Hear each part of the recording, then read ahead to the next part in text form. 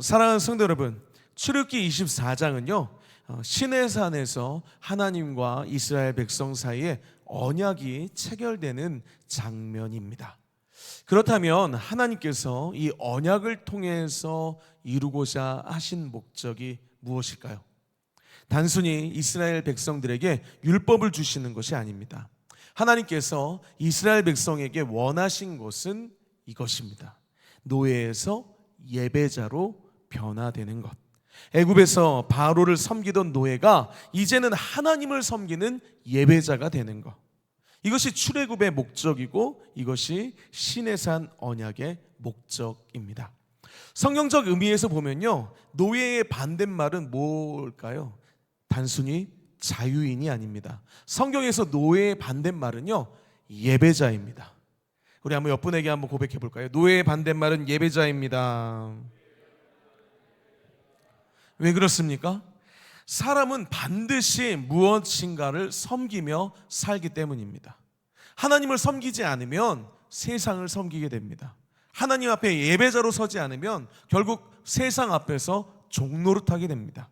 돈의 종이 되고요, 욕망의 종이 되고요, 두려움의 종이 되고요, 염려의 종이 됩니다. 그러므로 참된 자유는 어디에 있습니까? 하나님께 있죠. 예배에 있습니다. 진리 안에 있습니다. 그래서 요한복음 8장 32절에서는요 이렇게 말씀하십니다. 진리를 알지니 진리가 너희를 자유케 하리라. 주님만이 우리를 자유롭게 하시는 줄 믿습니다. 그래서 시내산 언약을 받은 이후로 이스라엘 백성은요 종살이하는 모습에서 하나님을 예배하는 예배자로 변화됩니다. 바로를 섬기던 노예의 모습에서요 하나님을 섬기던 예배자의 모습으로 변화된 것입니다. 우리도 마찬가지입니다. 우리가 예수 그리스도를 믿은 후에 변한 가장 큰 특징이 무엇입니까? 세상에 얽매여 있던 사람이 하나님을 예배하는 사람으로 바뀐 것이죠. 할렐루야. 바뀌신 줄 믿습니다. 육적인 것만 붙들고 살던 사람이 영적인 것을 사모하는 사람으로 바뀐 것입니다. 오늘 말씀을 통해서요 하나님이 기뻐하시는 참된 예배자로 회복되시길 주의 이름으로 축복합니다. 그렇다면 우리가 참된 예배자로 회복되기 위해서 무엇이 필요할까요? 첫째로요, 우리의 영이 회복되어야 합니다. 우리 본문 1절 우리 같이 한번 보겠습니다. 또 모세에게 이르시되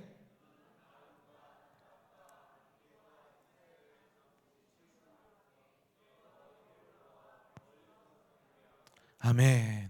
여기서 중요한 사실을 발견하게 됩니다. 하나님이 세우신 지도자는 사람 앞에 서기 전에 하나님 앞에 먼저 서야 한다는 것입니다. 혹시 찬양단 모니터가 안 꺼진 건 아닐까요?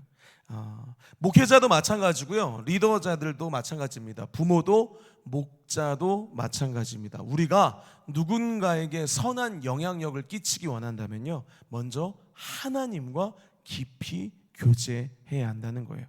출애굽기 33장 11절은요 모세에 대해서 이렇게 말합니다. 시작.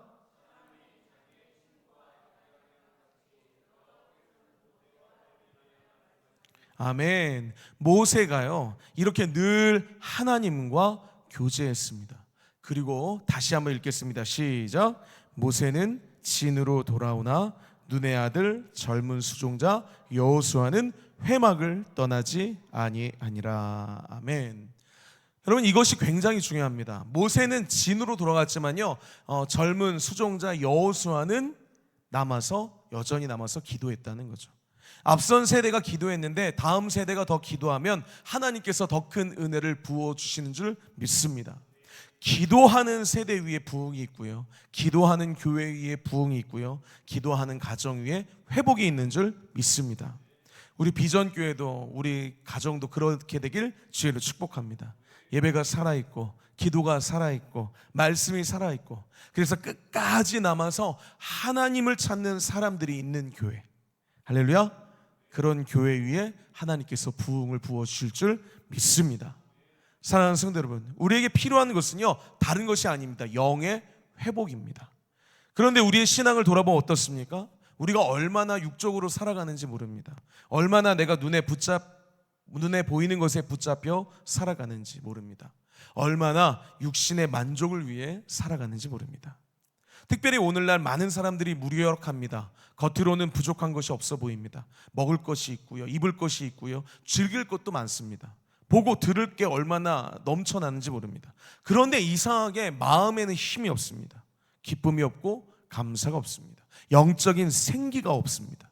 왜 그렇습니까? 육은 풍성해졌는지 몰라도 영은 메말라졌다는 것이죠.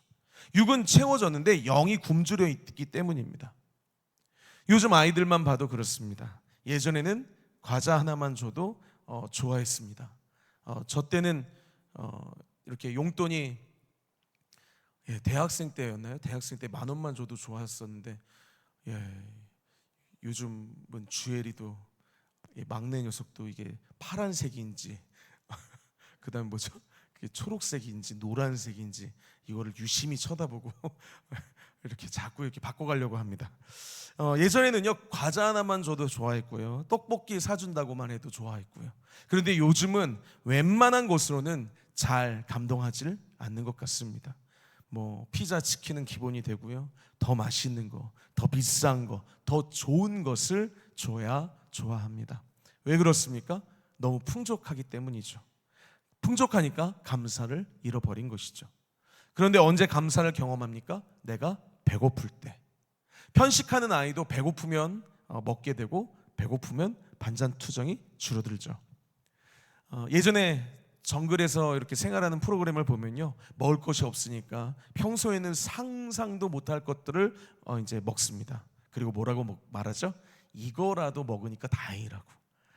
그렇게 말을 하는 걸 우리는 프로그램에서 보았습니다. 육을 죽여야지 영이 살아나고 감사가 나온다는 것이죠. 예수님께서도요 40일 동안 금식하셨습니다. 그때 마귀가 시험을 합니다. 네가 하나님의 아들이거든 이 돌들로 떡덩이가 되게 하라. 그때 예수님께서 무엇이라고 말씀하셨죠? 사람이 떡으로만 살 것이 아니요 하나님의 입으로부터 나오는 모든 말씀으로 살 것이라. 떡이 필요 없다는 게 아닙니다. 먹는 것이 중요하지 않다는 것이 아닙니다. 그러나 떡보다 더 중요한 것이 있는데 바로 하나님의 말씀이라는 거죠. 하나님의 말씀, 영이 훨씬 더 중요하다는 것입니다. 영을 먼저 채우고 육을 채워야 한다는 것이죠. 우리도 마찬가지입니다. 여러분 가운데 인생이 무기력하고 신앙이 무기력하신 분들이 계십니까? 기도가 잘 안 되고요, 예배가 어떻게 무겁게 느껴지고 말씀이 멀게 느껴지는 분들이 계십니까? 그렇다면 한번 뒤돌아봐야 합니다. 내가 혹시 육만 채우면서 살고 있지는 않는가? 내가 무엇을 먹을까? 무엇을 입을까? 무엇을 가질까? 무엇을 누릴까? 온통 육적인 것에만 내가 마음을 빼앗기고 있지는 않은가? 우리는 자꾸 이렇게 생각합니다. 돈이 없어서 불행하다, 좋은 집이 없어서 불행하다, 좋은 차가 없어서 불행하다, 사람들에게 인정받지 못해서 불행하다. 물론 현실에 어려움이 있습니다. 물질의 어려움도, 관계의 어려움도 있습니다. 그러나 성경은 분명히 말합니다. 우리의 더 깊은 문제를 보게 합니다. 진짜 문제는 내 육이 부족한 게 아니라 영이 메말라 있다는 거죠. 육은 채워도 아무리 채워도 만족되지 않습니다. 더 가지면 더 갖고 싶고요, 더 누리면 더 누리고 싶고요, 더 인정받으면 더 인정받고 싶어 하죠. 그러나 우리의 영이 하나님으로 채워질 때 그때 참된 만족이 나오는 줄 믿습니다. 할렐루야. 왜냐하면 사람은 하나님의 형상대로 지음받은 영적인 존재이기 때문에. 그러면 우리가 하나님 앞에 나아가면 어떤 일이 일어나는 거죠? 육을 위해 살았던 내 모습이 보이게 되는 겁니다. 돈과 명예만을 위해 달려갔던 내 모습이 보이는 거죠. 하나님 없이 살 수 있다고, 하나님 없이도 살 수 있다고 내가 말은 하지 않지만 하나님 없어도 살 수 있는 것처럼 살아왔던 내 모습을, 교만한 내 모습을 보이게 되는 거예요. 그리고 그때 우리 안에 거룩한 부끄러움이 생기게 됩니다. 여러분, 이 부끄러움이요 굉장히 중요합니다. 죄에 대한 부끄러움, 하나님에 대한 부끄러움, 내가 너무 육적으로 살았다는 그 부끄러움이 내 안에 생겨야 된다는 거예요. 이 예배 시간에. 할렐루야. 그럴 때 내 영이 살아나기 시작하기 때문입니다.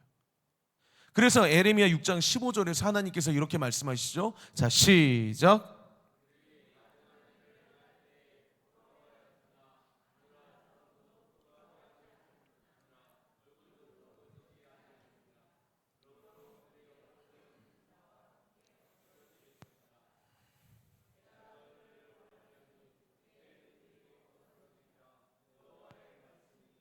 아멘.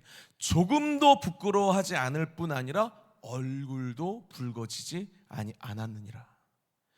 너희는 부끄러움을 모르는 백성이라는 거예요. 부끄러움조차 없었다는 것입니다. 무엇이 문제입니까? 내가 죄를 지어도요 부끄러워하지 않는 거예요. 뻔뻔하다는 거예요. 하나님을 떠나 살았어도요 얼굴이 붉어지지 않았다는 거예요. 육적으로 살아도 내가 아무렇지도 않았다는 거예요. 왜 그렇습니까? 영이 죽어있기 때문에. 예전에는 이렇게 살면 안 되는데, 내가 말씀 한 구절, 내가 예배를 이렇게 말씀을, 내가 기도를 이렇게 했을 땐 내가 마음에 죄책감이라도 부끄러워하고 하나님 앞에 부끄러움이 있었는데, 이제는 그것조차 사라져 있진 않습니까? 이제는 그것조차 무덤덤하고 계시진 않습니까? 사랑하는 성도 여러분, 우리가 하나님을 만나면 부끄러움이 회복되어야 합니다. 아멘이십니까? 내가 이렇게 살면 안 되는구나, 내가 이렇게 예배하면 안 되겠구나, 내가 이렇게 육적인 것만 붙들면 안 되겠구나, 이 거룩한 부끄러움이 하나님을 만날 때 생기시고, 그렇게 생기시길 주의로 축복합니다. 바로 그때 생명의 역사가 시작되기 때문입니다. 그렇다면 우리의 영이 살아나는 자리는 어디이죠? 바로 이 예배의 자리인 줄 믿습니다. 예배를 통해서 우리의 육이 죽고 영이 살아나고요, 예배를 통해 하나님의 형상이 회복되고요, 우리의 삶의 우선순위가 다시 세워지기 때문입니다. 그래서 예배가 중요합니다. 여러분, 그냥 예배는요 단순히 교회에 나와 앉아서 그냥 이렇게 단순히 앉아있는 시간이 아닙니다. 예배는 내 영이 살아나는 시간인 줄 믿습니다. 예배는 내가 세상의 종이 아니라 하나님의 백성임을 다시 확인하는 시간입니다. 내 예배는 육적인 삶에서 영적인 삶으로 내 방향을 돌이키시는 시간인 줄 믿습니다. 사랑하는 성도 여러분, 오늘 이 예배를 통해서요 우리의 영이 회복되기를 주의로 축복합니다. 육적인 것에 끌려가던 내 삶을 다시 한번 돌아보고 부끄러워하고 멈추고, 그래서 다시 한번 영적인 것을 바라보고 사모하는 그런 삶으로 돌아서시길 주의 이름으로 축복합니다. 그래서 하나님이 기뻐하시는 예배자로 회복되시기를 간절히 소망합니다. 둘째로요, 고난을 통해서 순종하기를 원하십니다. 참고로 둘째까지밖에 없습니다. 자, 둘째로 고난을 통해 순종하기를 원하시는데요, 고난의 목적은요 여러분, 순종이라는 거예요. 우리는 고난이 오면 자꾸 이렇게 생각합니다. 하나님, 제가 무엇을 깨달아야 합니까? 이 고난을 통해서 내가 무엇을 알게 하시려는 겁니까? 물론 고난을 통해 깨닫는 것도 있습니다. 고난을 통해 배우는 것도 있죠. 그러나 성경이 말하는 고난의 더 깊은 목적은요 단순한 깨달음이 아닙니다. 순종이라는 거예요. 하나님께서 모세를 광야에서 40년 동안 훈련시키신 이유가 무엇입니까? 모세가 몰라서인가요? 능력이 없어서인가요? 배운 게 없어서인가요? 아니죠. 애굽 왕궁에서 최고의 교육을 받았던 사람이 바로 모세였습니다. 지식도 있고 능력도 있고 경험도 있었습니다. 그런데 하나님께서 모세에게 정말로 원하신 것은요 그 지식보다 순종이었다는 거예요.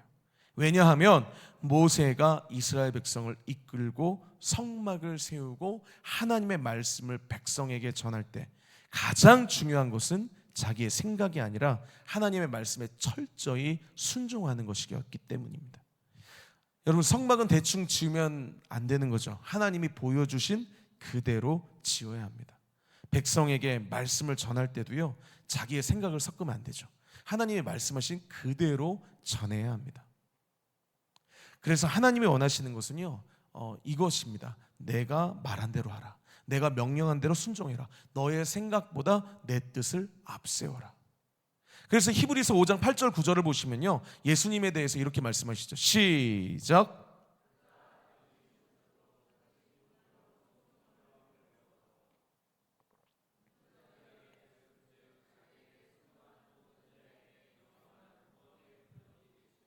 아멘. 그렇습니다. 예수님께서도 고난을 통해서 순종을 보이셨습니다. 예수님이 하나님의 아들이 아니셔서 순종하신 것이 아니죠. 예수님이 부족해서 순종을 배우신 것이 아닙니다. 예수님께서 고난 가운데서도 하나님의 뜻에 대해 끝까지 순종하심으로 우리에게 무슨 길을 보여주셨다고요? 다시 한번요. 8절 9절 볼게요. 자, 8절 9절. 자, 그가 아들이시면서 시작.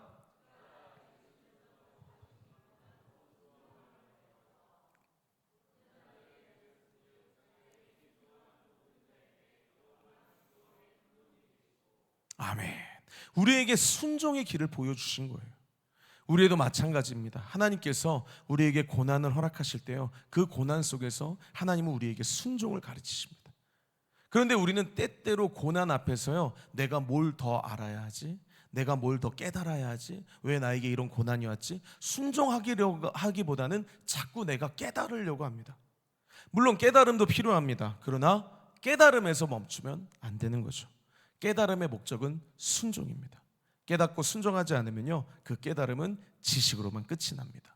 말씀을 많이 알아도요, 순종하지 않으면 그 말씀은 내 삶을 바꾸질 못하죠. 설교를 많이 들어도요, 순종하지 않으면 그 설교는 내 인생의 방향을 바꾸지 못합니다. 사랑하는 성도 여러분, 신앙생활은요, 많이 아는 싸움이 아니라 신앙생활은 얼마나 순종하느냐의 싸움입니다. 우리 한번 따라해 볼까요? 신앙생활은 많이 아는 싸움이 아니라 얼마나 순종하느냐의 싸움이다. 할렐루야. 하나님께서 모세에게 원하신 것도 이것이었습니다. 광야에서 40년 동안 모세를 훈련시킨 게 무엇이죠? 모세를 낮추시고 혈기를 빼시고 그리고 자아를 꺾으셨죠. 모세가 자기 힘으로 하려는 것을 내려놓게 하셨습니다. 그리고 무엇을 배우게 하셨죠? 하나님의 말씀에 순종하는 법. 출애굽기 마지막 부분 39장 40장을 보면요, 성막이 완성되는 장면이 나오는데요, 거기서 제일 많이 나오는 단어가 무엇인 줄 아세요? 명령하신 대로입니다. 출애굽기 39장 42절만 볼게요. 자, 시작.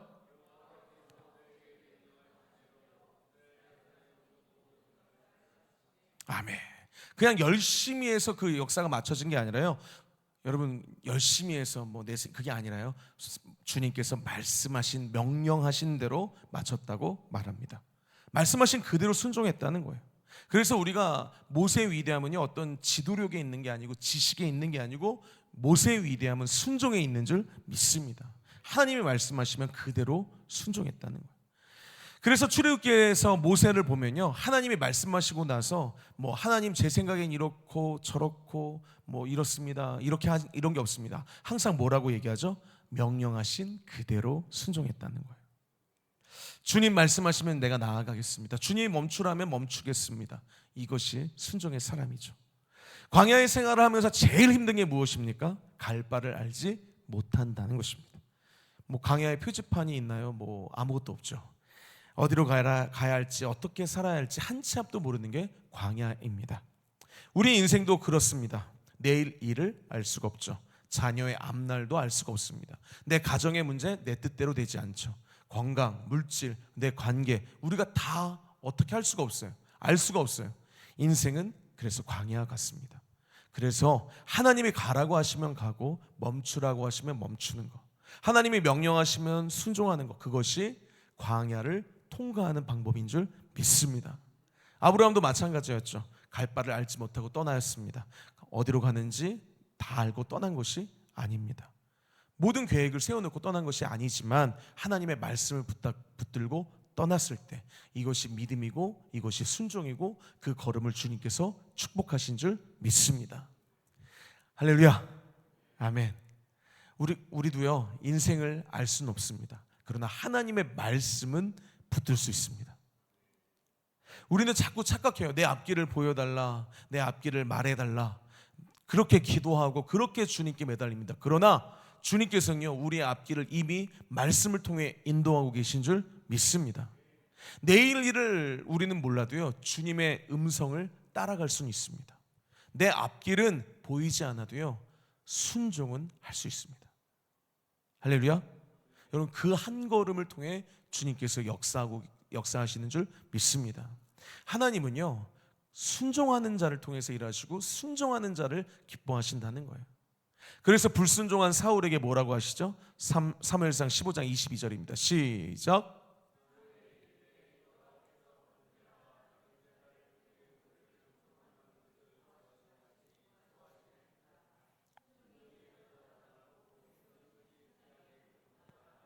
아멘. 하나님의 형식적인 제사보다 말씀에 순종하는 삶을 기뻐하신다는 거예요. 할렐루야. 순종이 제사보다 낫다라는 거죠. 예배 드리는 것도 중요하고요, 헌신하는 것도 중요합니다. 그러나 그 모든 것의 중심에 순종이 없다면 하나님이 기뻐하시는 예배는 될 수 없다는 거죠. 사랑하는 성도 여러분, 고난 가운데 혹시 계십니까? 그 고난을 단지 빨리 지나가야 할 시간으로만 보지 않으시길 축복합니다. 그 고난을 단지 불행으로만 여기지 마시고요, 하나님은 그 고난 속에서 우리에게 순종을 가르치기를 원하고 계십니다. 그래서 내 뜻이 아니라 하나님의 뜻을 붙드는 훈련, 내 방법이 아니라 하나님의 방법을 따르는 훈련, 내가 왕이 되는 게 아니라 하나님을 왕으로 모시는 훈련, 그 훈련을 통해서 하나님은 우리를 더 깊은 예배자로 그 광야길을 통과하게 하시는 줄 믿습니다. 할렐루야. 이제 말씀을 정리하겠습니다. 사랑하는 성도 여러분, 하나님은요 우리를 세상의 노예로 살라고 부르신 것이 아닙니다. 하나님은 뭐로 부르셨다고요? 우리를 예배자로 부르셨습니다. 그렇기 때문에 우리는 다시 물어야 합니다.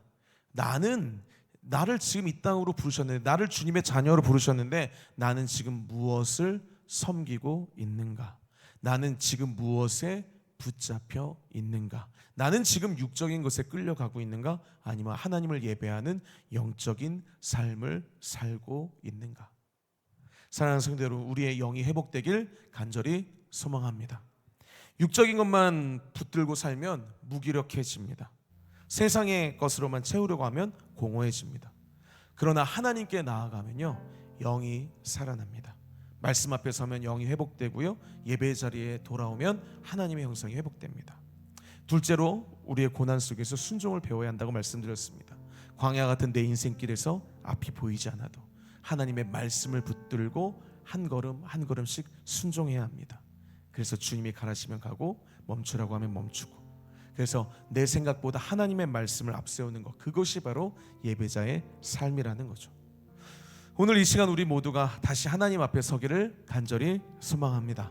주님, 제 영을 회복시켜 주시옵소서. 육적인 것에 끌려가지 않게 하여 주시옵소서. 내 고난 속에서도 순종을 배우게 하여 주시옵소서. 그래서 세상의 노예가 아니라 하나님을 예배하는 예배자로 살게 하여 주시옵소서. 오늘 이 예배를 통해서 우리의 영이 회복되고 고난 가운데 순종을 배우면서 하나님이 기뻐하시는 참된 예배자로 살아가는 저와 여러분이 되길 주의로 축복합니다. 우리 같이 말씀을 생각하면서요, 우리 같이 찬양하시겠습니다.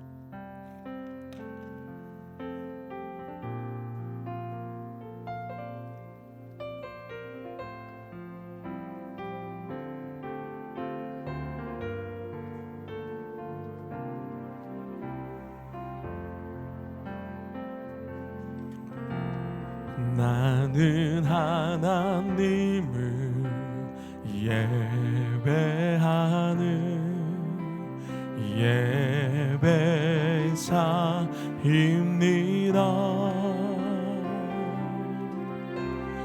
내가 서 있는 곳 어디서나 하나님을 예배합니다.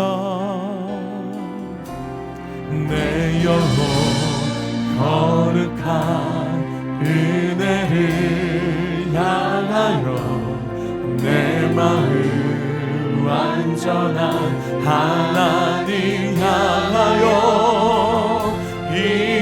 이곳에서 바로 이 시간 하나님을 우리 다시 한번 고백합시다. 나는 하나님을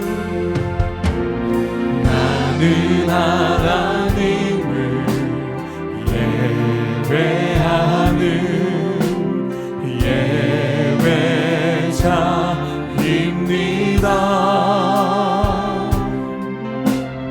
내가 서 있는 곳 어디서나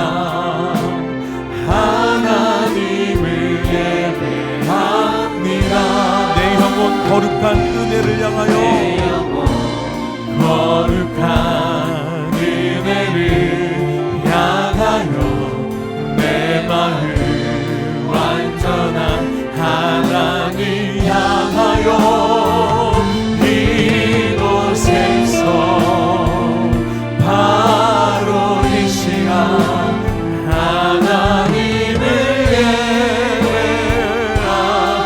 다시 한번 고백합시다. 내 영혼 거룩한 은혜를 향하여, 내 영혼 거룩한 은혜를 향하여, 내 마음 완전한 하나님 향하여, 이곳에서 바로 이 시간 하나님의 예배. 우리 두 손 높이 들고 고백합시다. 내 영혼, 내 영혼 거룩한 은혜를 향하여, 내 마음 완전한 하나님 향하여, 이곳에서 바로 이 시간, 바로 이 시간 하나님을 예배. 주님만을 예배합니다. 예배합니다. 찬양합니다. 주님만 날 다스리소서. 예배합니다. 찬양합니다. 주님 홀로 높이 받으소. 우리 다시 한번 주님만을 예배합니다. 찬양합니다. 주님만 날 다스리소서. 예배합니다. 찬양합니다. 주님 홀로 높이 받으. 우리 마지막으로 다시 한번 고백합시다. 주님만을 찬양합니다. 주님과 날 다스리소서. 예배합니다. 찬양합니다. 주님 홀로 높이, 주님 홀로 높이 만들어서, 주님 홀로 높이, 주님 홀로 높이 만들어서